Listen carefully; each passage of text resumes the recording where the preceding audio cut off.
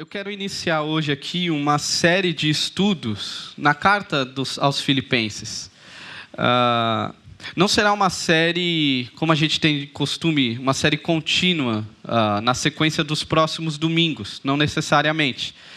Eu quero fazer um estudo com mais calma, um contato um pouco mais próximo, trabalhando aos poucos nessa carta. Então, eu vou mesclando, nós iremos mesclando tanto essa série quanto outras temáticas que a gente vai estar abordando aqui na igreja no decorrer desse semestre, para o ano que vem. A minha ideia é que a gente se aprofunde mais nessa carta. E por que carta aos Filipenses? Essa carta é uma das cartas mais bonitas do Novo Testamento. Eu não sei se você já leu essa carta. Ela é conhecida como a Carta da Alegria. Você já ouviu falar disso? Por isso, através dessa carta, a série que eu quero abordar, a temática vai ser sobre uma alegria viva, uma viva alegria. Porque a alegria proposta aqui, ela é diferente do que a gente costuma observar por aí. A ideia de Paulo, ao escrever essa carta, é chamando a sua igreja a avançar, a ter uma disposição de espírito que vai além das circunstâncias. É uma alegria que está ali todos os dias. É o experimentar de algo, de uma alegria muito maior.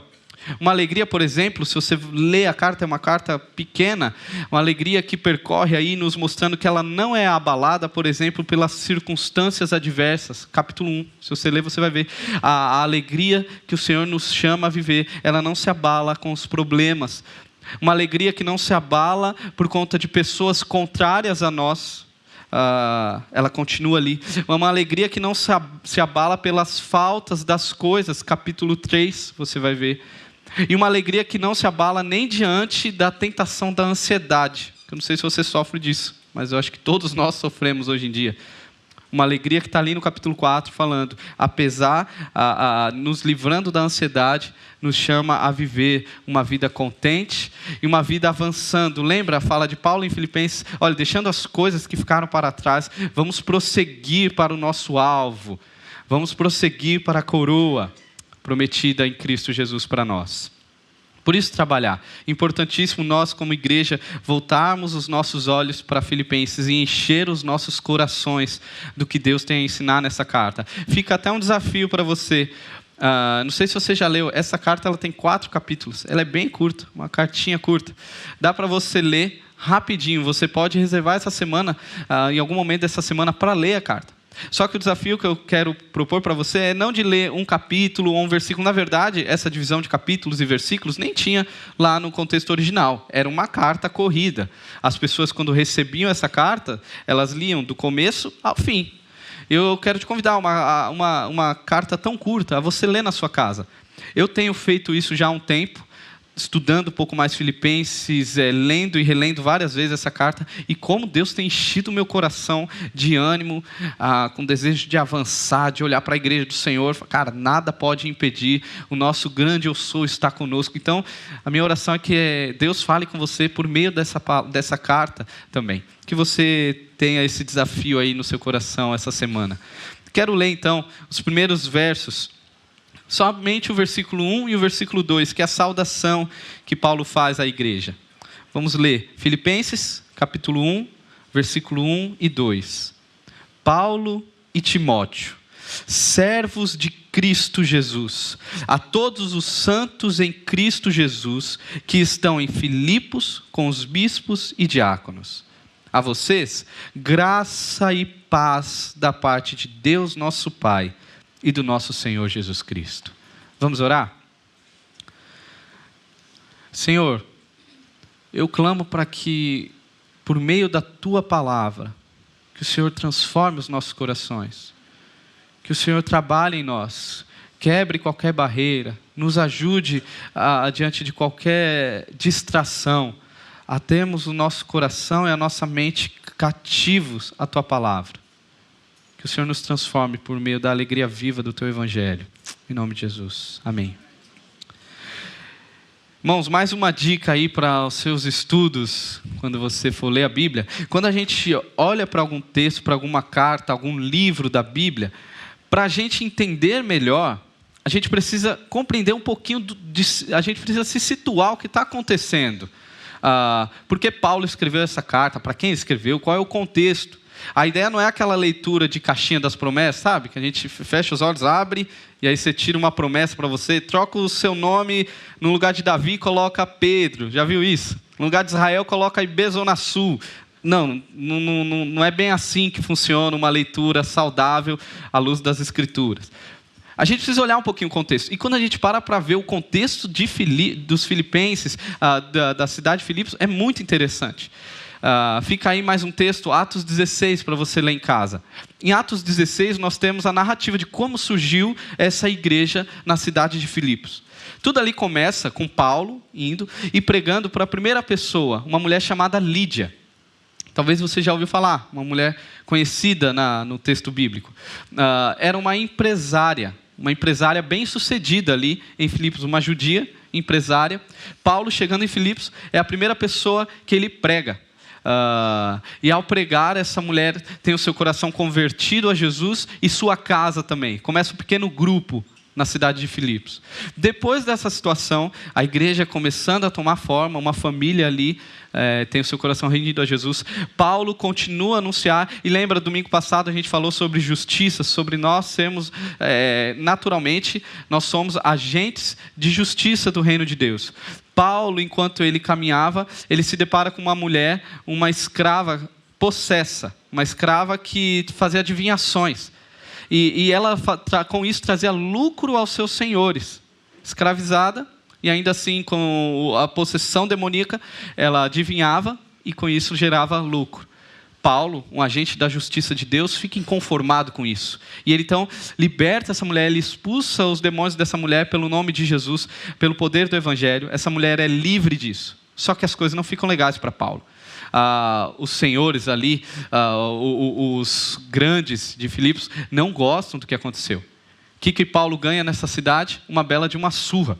Paulo vai apanhar muito, junto com Silas. E aí, por fim, jogado numa cadeia. Lembrando, Paulo escreveu essa carta em uma outra cadeia. Paulo escreveu essa carta alguns anos depois, narrando, em Atos 16, a gente tem a narrativa de como começou a igreja. E as cadeias naquela época não eram igual hoje. Não existia a ideia de direitos humanos naquela época. Então as coisas não eram tão legais. Hoje ainda não são. Para muitos são. Mas naquele período, meu irmão, muito pior. Paulo na cadeia, todo machucado, ensanguentado com Silas, seu companheiro de viagem. O que eles resolvem fazer? Você sabe. O que eles fazem? Eles cantam. Começam a louvar ao Senhor. Imagina o que a gente fez hoje aqui, eles cantando dentro da cadeia, machucados. E o que acontece? Há um grande terremoto. Deus age ali. Um terremoto que não machuca ninguém, mas derruba as celas, né? Os portões caem. E ali tem um carcereiro que fica desesperado com tudo isso. Fala assim, cara, vão me matar. Então ele prefere, vou cometer um suicídio aqui. Cara, porque já vão me matar quando descobrirem que tanta gente fugiu. E Paulo fala, não, cara, está todo mundo aqui, relaxa, está tudo bem. Ninguém fugiu. Um milagre moral aí também. Um bocado de bandido, todo mundo ficou. E aí o que Deus faz? Salvação na vida desse carcereiro. Esse carcereiro reconhece o poder de Jesus, o amor de Jesus na vida dele. Ele e a família dele são salvos para a glória de Deus. Olha o início dessa igreja meio plural, né? Um carcereiro romano, uma mulher judia, talvez, a gente não sabe, essa mulher possessa, a gente não sabe se ela se converteu ou não, mas uma bagunça santa acontece ali, um manifestar de Deus de diversas formas. Agora, que foi um início traumático para Paulo, foi. Um início bem turbulento. Era a segunda viagem missionária de Paulo. Na verdade, esse início traumático aqui parece que forjou um elo muito forte entre Paulo e os filipenses. A igreja de Filipos se tornou a principal parceira do maior missionário da história, que foi Paulo. Ela era a maior investidora, mantenedora, financeira também na vida de Paulo. Também, por meio dessa igreja que surgiu assim, foi por onde o evangelho chegou no Ocidente. Isso quer dizer, Foi por meio da igreja de Filipos que nós estamos aqui hoje. Foi por meio desse povo que a igreja chegou a nós, que o evangelho chegou a nós. Filipos é uma região ali que hoje ficaria ali Bulgária, Grécia, sudeste da Europa. Paulo, até então, ele pregava ali na Ásia. O evangelho estava sendo expandido ali, Ásia, Oriente, não para o Ocidente. Filipos é a porta de entrada para tudo que Deus faria, inclusive hoje na Ibezona Sul. Olha que incrível essa história. Agora, o curioso de tudo isso, a história da igreja talvez mais bem sucedida no mundo antigo aí, se inicia com um plano totalmente frustrado. Se você ler Atos 16, você vai ver que Paulo ele tinha se planejado, ele se organizou, e a viagem missionária dele estava legal. Ele tinha alguns compromissos, ele ia pregar ali na Ásia, ele ia expandir o evangelho, e ele tenta uma vez, Deus vai lá e fecha as portas, fala assim, cara, não vai rolar, eu não permito que você vá para tal canto. Aí Paulo volta e tenta para outro canto, não, vamos pregar o evangelho, junta o seu comitê ali, sua equipe missionária e vai para outro lugar. Deus fecha as portas novamente. Paulo estava tentando pregar o evangelho e Deus não estava deixando. E aí por fim Paulo tem um sonho. Nesse sonho aparece um homem falando para ele, vá à Macedônia. Filipos fica na região da Macedônia. E Paulo então obedece. A gente teve um tempo atrás aí pensando em Jonas, né? Jonas não obedece. Talvez se Paulo não tivesse obedecido, tinha um peixe para ele também, esperando ali. Mas Paulo obedece e vai a Filipos.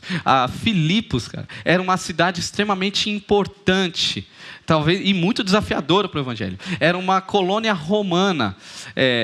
O pessoal de lá se sentia muito, porque apesar de estar longe de Roma, ali Grécia estava longe de Roma, eles eram tidos como cidadãos romanos. Eles usavam as roupas dos romanos, falavam latim, a língua dos romanos. Eles se achavam, eles não pagavam impostos para Roma, como a maioria do mundo antigo. Eles eram elite. O povo que estava ali se achava um pouco. Tanto é que quando a gente for ver no desenvolver dessa carta, Paulo ele conversa com a igreja sobre humildade, porque a igreja muitas das vezes é influenciada pelo meio, e talvez era isso que estava acontecendo. Paulo aponta, Jesus ele se humilhou, lembra disso? Ele se tornou servo. Paulo vai falar no final da carta, lembre-se que sua cidadania, filipenses, é a cidadania do reino dos céus. Não tem essa coisa de se orgulhar por ser romano, jamais. Você é um cidadão do reino e por isso você é um servo de todos, assim como seu rei foi. Era esse o caminho que o evangelho estava tomando. A principal igreja, a igreja de Filipos, nasce com Deus interferindo na agenda de Paulo. Primeira perguntinha que a gente precisa fazer, né? Será que você gostaria que Deus interferisse na sua agenda?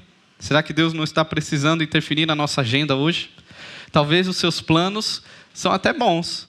Você tem até um plano legal, um plano bom, louvável. Mas cuidado, Deus gosta desse negócio de bagunçar a agenda da gente. Deus tem um negócio com isso. Cuidado, quem sabe Deus queira bagunçar sua agenda hoje. Mas Paulo, ele não tem problema com isso.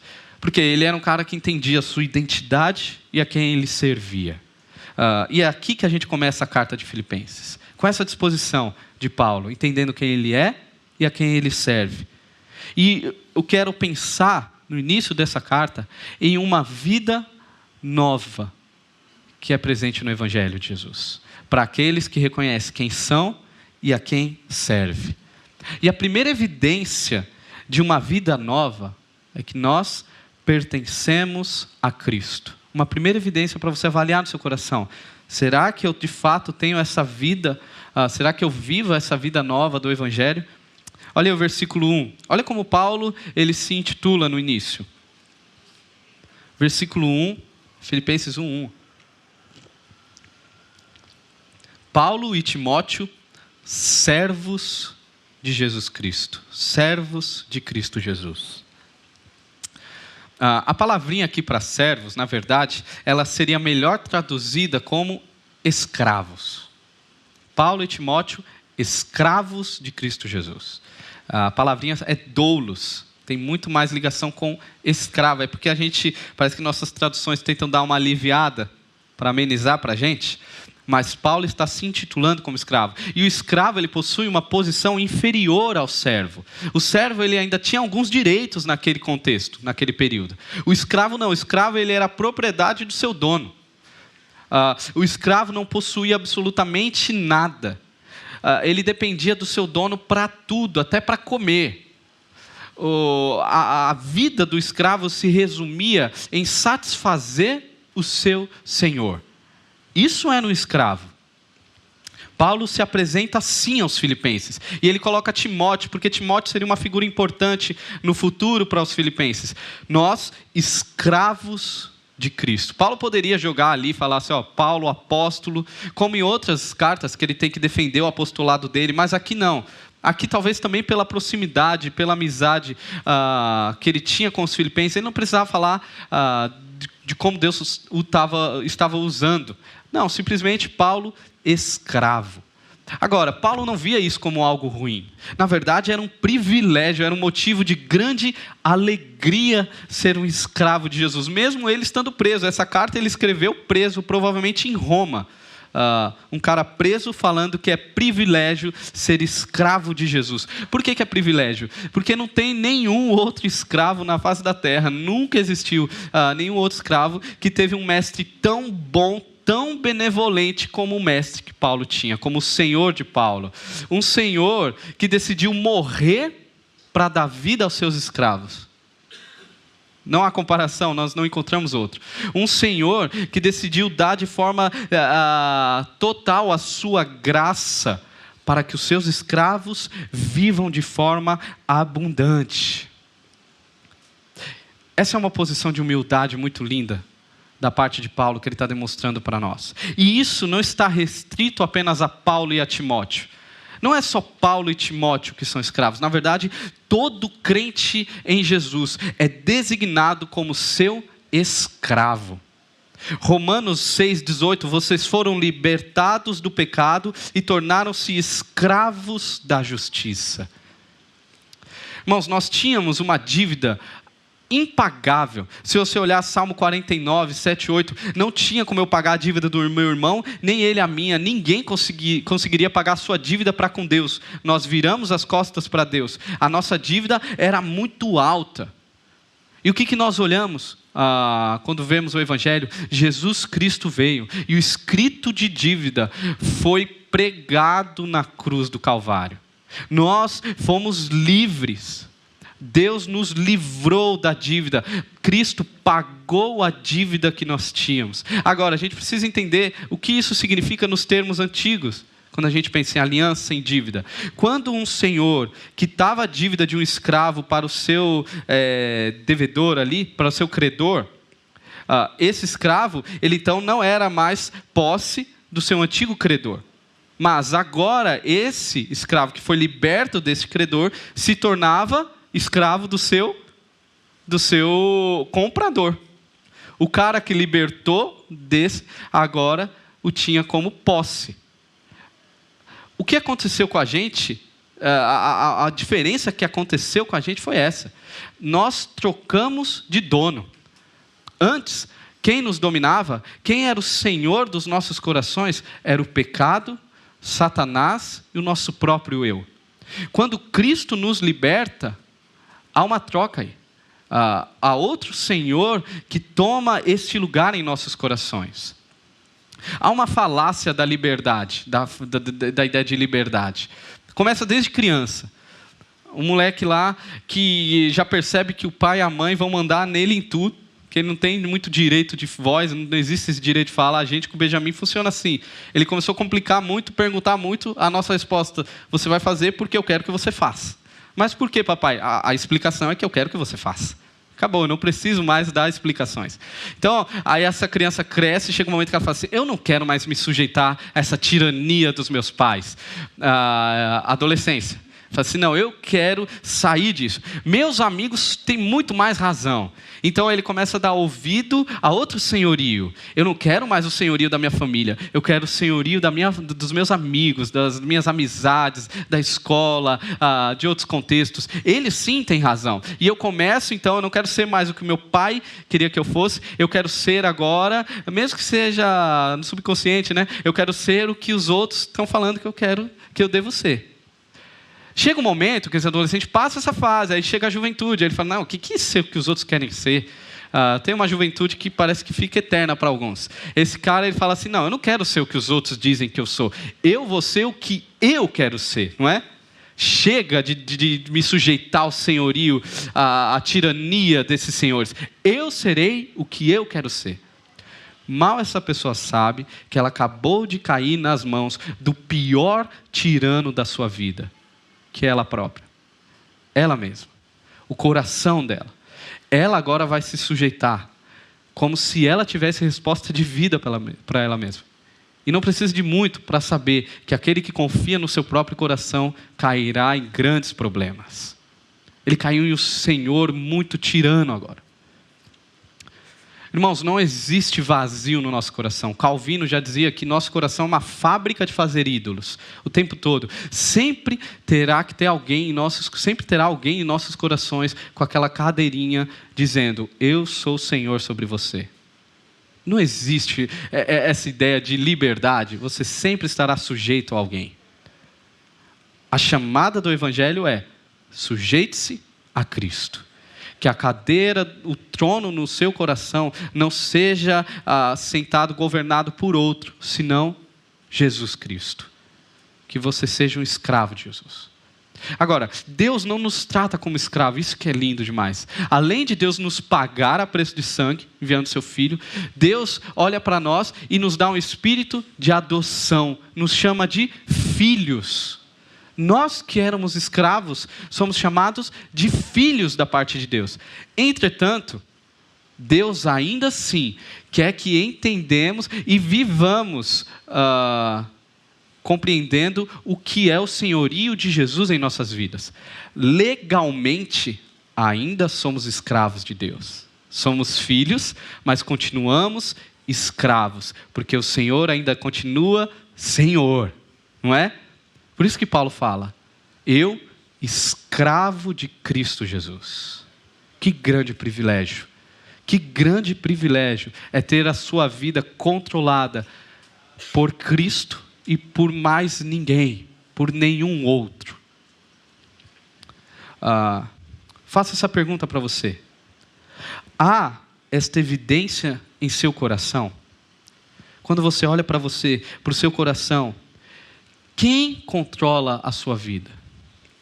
A quem pertence a sua agenda? Quem que governa as suas decisões, as suas escolhas, o seu dia a dia? Irmãos, isso é muito prático. Você precisa trazer para a sua vida prática. Quem controlou você essa semana? Quem controlou o seu relacionamento familiar? Qual é a voz que está ditando o seu coração? Evidência importante, que nós precisamos avaliar o nosso coração. Agora, a quem Paulo está direcionando esta carta? Aqui nós temos uma outra evidência. A segunda característica, segunda evidência de uma vida nova, é quando vivemos em Cristo. Olha aí a continuação do versículo 1. Paulo e Timóteo, servos, escravos de Cristo Jesus, a todos os santos em Cristo Jesus, que estão em Filipos, como os bispos e diáconos. Paulo aqui identifica todos os crentes como santos em Cristo Jesus. Quando a gente fala de santidade, a gente precisa pensar em duas perspectivas. Porque se eu fizer essa pergunta aqui, você é santo ou é pecador? Qual seria a sua resposta? Acredito que se você for sincero, dá uma olhada na sua semana, né? Não sei como você acordou hoje. Mas, cara, eu não vou ter coragem de falar que eu sou santo. Melhor falar que eu sou pecador, que aí pelo menos não tô sendo altivo. Mas a gente precisa olhar por duas perspectivas quando a gente fala de santidade. A primeira perspectiva é a ideia de posição. Uma vez que você foi alcançado por Jesus, se Jesus te salvou, te resgatou, automaticamente Ele te santificou e te purificou. Você é totalmente santo aos olhos de Deus. A sua condição, que antes era de culpado, morto no pecado, agora é de santo. E uma vez por todas, você não perde essa posição. Não tem como você perder, porque há um selo da garantia eterna em você, que é o Espírito Santo. Pode acontecer o que for, nada, absolutamente nada pode nos afastar do amor de Cristo Jesus.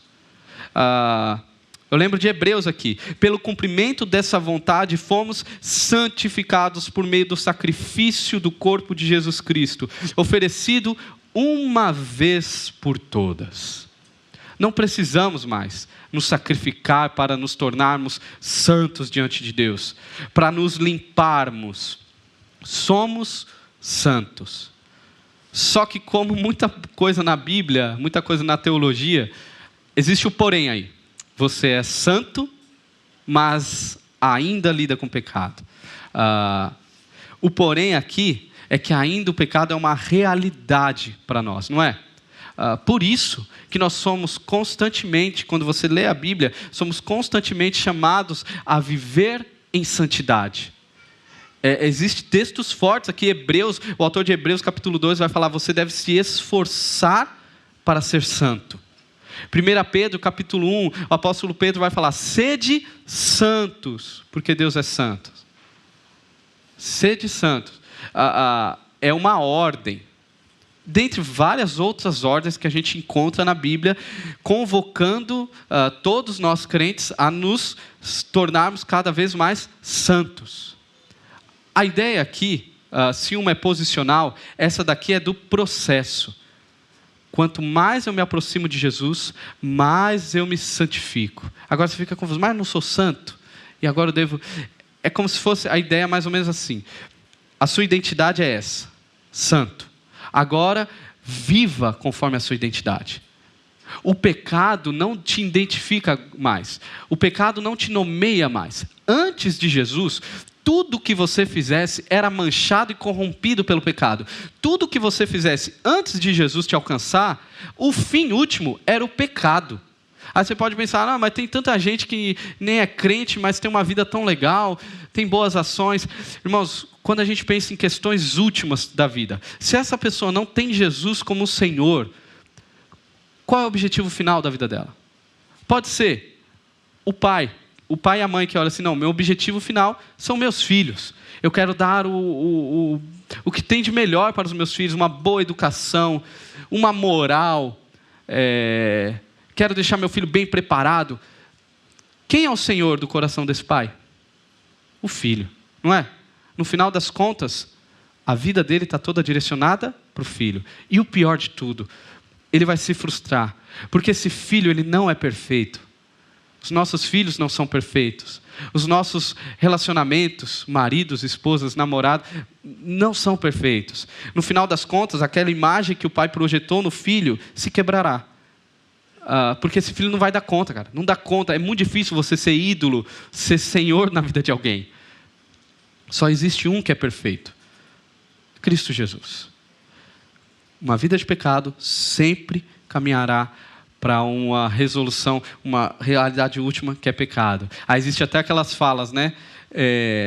Para quem está em ministério pastoral, acaba escutando isso. Chega a menina, o menino fala assim, não, estou namorando fulano. Já ouviu isso? Gente boa demais, nossa, família top, menina super educada, conversa com todo mundo, é incrível, já tem toda a vida planejada, está fazendo faculdade, não sei o quê. A única questão, porém apenas, é que ela não tem Jesus.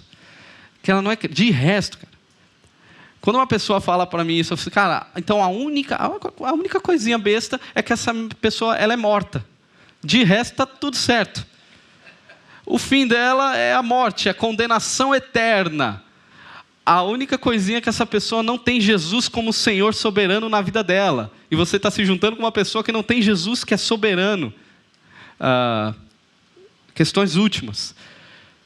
Uma vida de pecado, no final das contas, é pecado. Você que nasceu de novo, você que tem a Cristo, o pecado, ele agora, não é mais uma companhia feliz. É um problema persistente.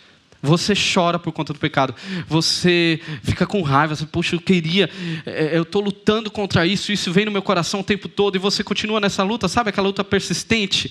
E às vezes te machuca. Mas ao mesmo tempo que você caminha, você vai se aproximando cada vez mais de Jesus. E você vai se adequando à sua identidade, que é santo. Esse é o processo da vida do crente. Todos nós somos chamados à santidade. E todos nós somos chamados santos. Agora, como crescer nessa vida de santidade? Paulo nos dá a dica aqui. Perceba, quando Paulo escreve a carta, ele não escreve para diáconos e pastores. Bispo aqui é a mesma coisa que pastor. Ele não escreve para a liderança da igreja. A todos os santos. Quem deveria ler o texto bíblico? Quem deveria se alimentar da palavra? Todos os crentes em Jesus. Todos, não é só para pastor. Se tem um negócio que dá dor na barriga, é quando alguém chega e fala assim, não, é que pastor tem que ler a Bíblia, né? Pastor tem que estudar a Bíblia. Eu lembro de um amigo aqui, a gente foi jogar, era um jogo da Bíblia. Esses jogos que só para causar discórdia entre crente, né? E é bom demais, quando você sabe, né, um pouquinho mais, você humilhar a pessoa. Como você não sabe isso, meu amigo? E eu estava jogando, eu confesso que eu sou desse, quando eu sei, né? Quando eu não sei, eu finjo que sei. Aquele verde, né? Verde gospel. E aí jogando com os amigos, esse meu amigo estava fazendo faculdade, um moleque super estudioso, um moleque gente boa, crente. E aí surgiram umas perguntas, cara. O cara patinou em cada coisa, perguntas, e é pergunta besta que vem desse jogo, né? Quem é o pai de Jesus? O cara, João. Quais são os evangelhos? Aí o cara, do Novo Testamento ou do Antigo? O cara não sabe para onde vai, totalmente perdido. E aí eu me fiz, né? Falei, não, aqui agora eu vou me fazer. Aí começou a zoeira. Falei, pelo amor de Deus, eu vou ter que batizar de novo, tem que fazer todo o processo de novo. Você tem que nascer de novo e feliz. E aí na brincadeira tal, aí ele me solta a frase. Eu falei, mas porque você está estudando para ser pastor. Aí eu caramba, aí que piorou a brincadeira com ele. Eu falei, caramba, então quer dizer que a Bíblia ela é apenas um instrumento de estudo para quem quer um ministério pastoral. Para você que está cursando direito, a sua ferramenta de estudo é outra. Para você que faz enfermagem, medicina, para você que é um empresário, um estudante do ensino médio, você não precisa de Bíblia. Quem precisa de Bíblia é o pastor. Da onde que a gente tirou isso, cara? Que absurdo, da onde que a gente conseguiu tirar isso? Todo crente em Jesus precisa desesperadamente conhecer a Deus por meio da palavra de Deus. Eu lembro de uma outra cena que me entristeceu, de um líder muito forte que eu conhecia, de uma igreja, amigo, e esse líder foi em casa, ele ajudava, ele não era pastor, ele ajudava em outras situações, e aí esse líder foi lá em casa, e a esposa dele viu alguns comentários da Bíblia na minha estante. Aí ela perguntou, o que é isso aí, um livro 1 Coríntios? Mas é a Bíblia? Aí eu falei, não, é um comentário, aqui é alguém que... Mas existe comentário bíblico? Existe alguém comentando sobre a Bíblia? Cara, eu estava falando de um líder da igreja. Como a gente, em algum momento, a gente desassociou isso. Estudar a palavra de Deus não serve para a igreja. Sendo que nós somos uma igreja protestante, tá? Uma igreja reformada. A gente viveu a reforma protestante. O grande grito da reforma foi o contrário. Foi, cara, vocês, o episcopado, papado, não, a Bíblia não é de direito de vocês. A Bíblia é de direito de todos os santos. Todos crentes em Jesus. Por isso que o movimento da reforma avançou em áreas diversas, por exemplo, na educação. A ideia era ensinar as pessoas a lerem para que elas pudessem se alimentar da palavra de Deus cada vez mais. E hoje a gente tem cada vez mais acesso, não é? Aplicativo com áudio e tudo mais, para a gente se alimentar cada vez mais da palavra de Deus.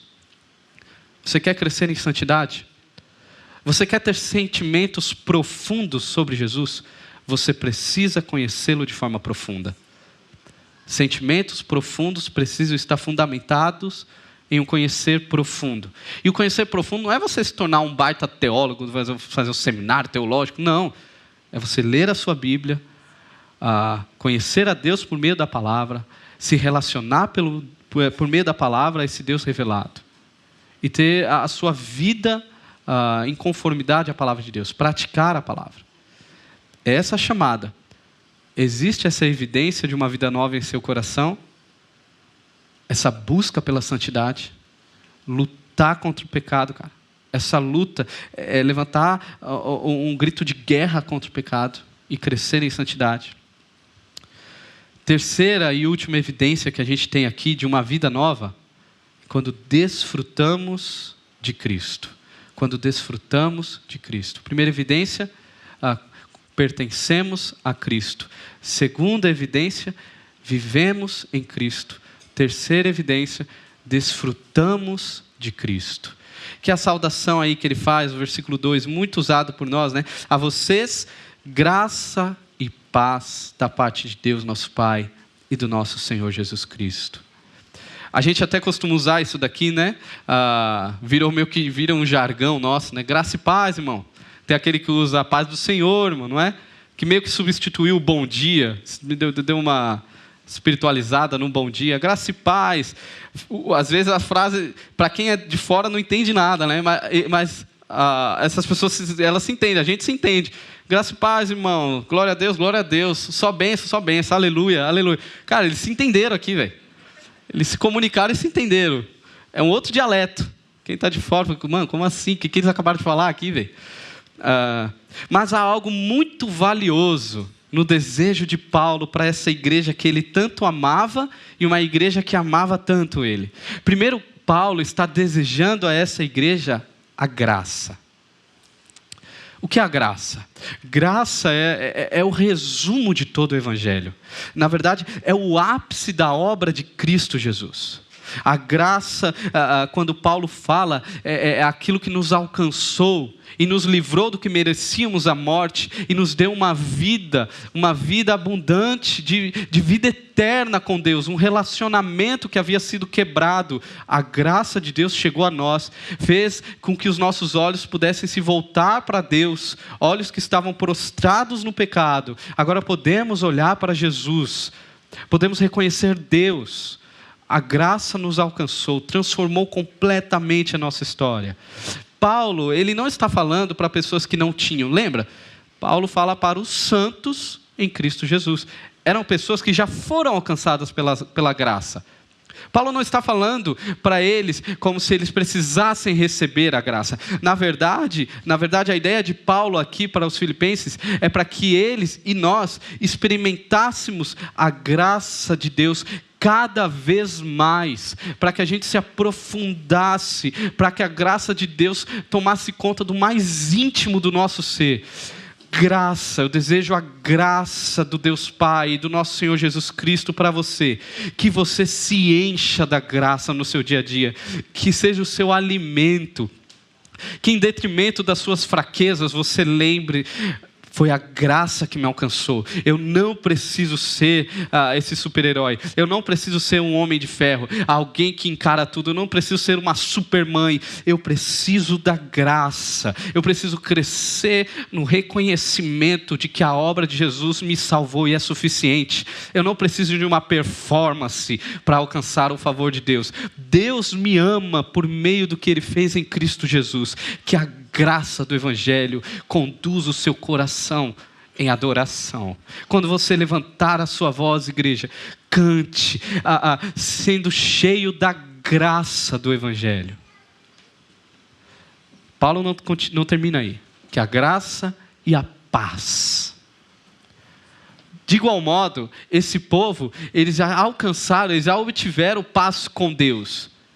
Antes eram inimigos, porém agora, uma vez salvo em Jesus, a cruz nos dá paz com Deus.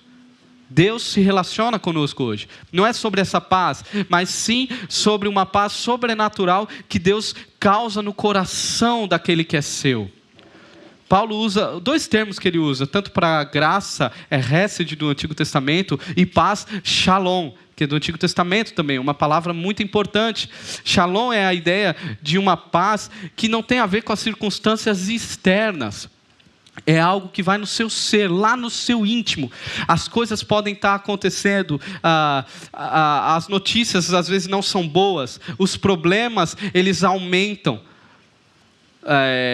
Aquilo que você esperava que acontecesse não acontece, você se frustra, você se machuca, alguém te machuca, te ofende, você está com dor, você carrega a dor, você chora, porque todos nós passamos por isso nessa vida.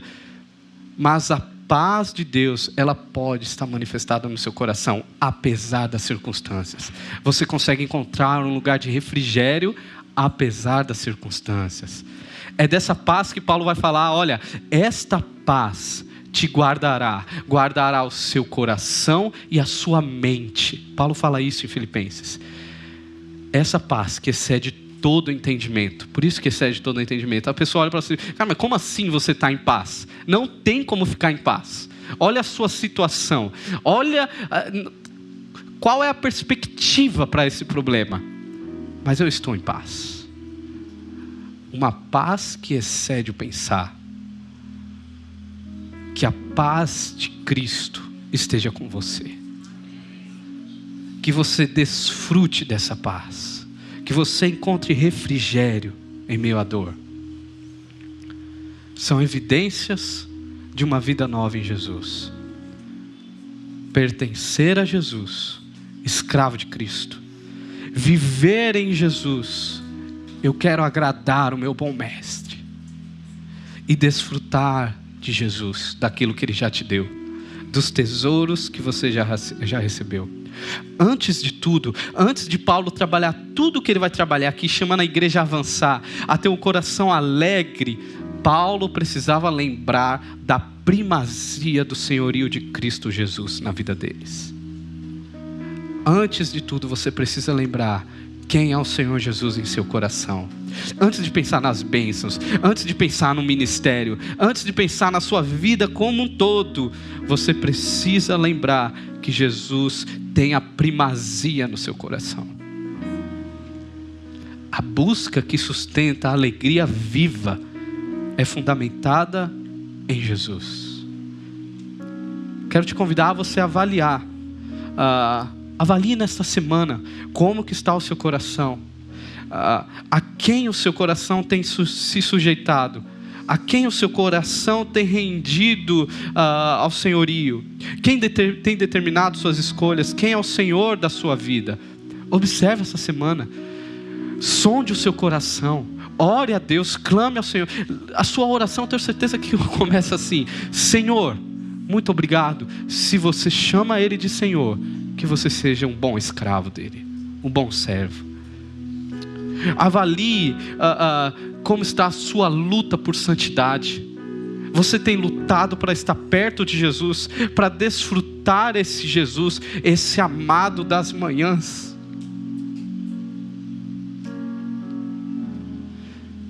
Como você tem lutado?